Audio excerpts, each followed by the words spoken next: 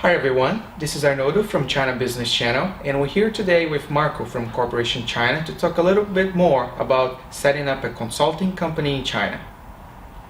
Hi Marco, so first question to you would be, why setting up a consulting company in China?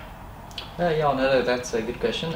Basically, a consulting company is you can say margarita pizza type of company, where it's a good base for business in China. So it's the most common vehicle to set up in China, and it's used for companies that want to do education consulting, business consulting, overseas property sales, because it's still guaranteed under consulting.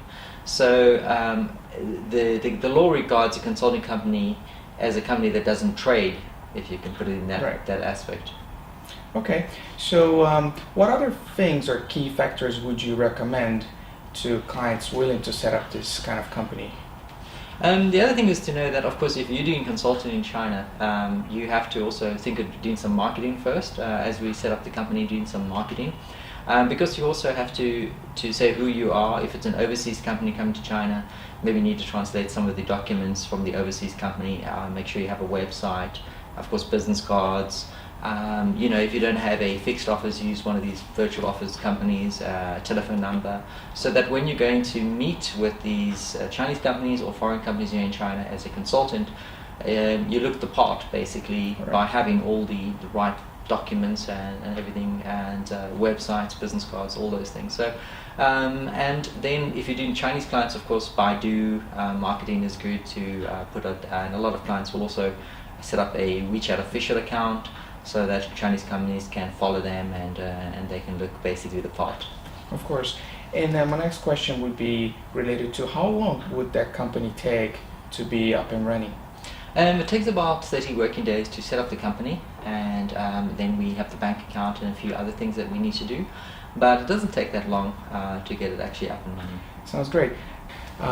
Yes, I believe Corporation China has a few exclusive services that you can offer to clients, and one of them is related to register address. Is that right?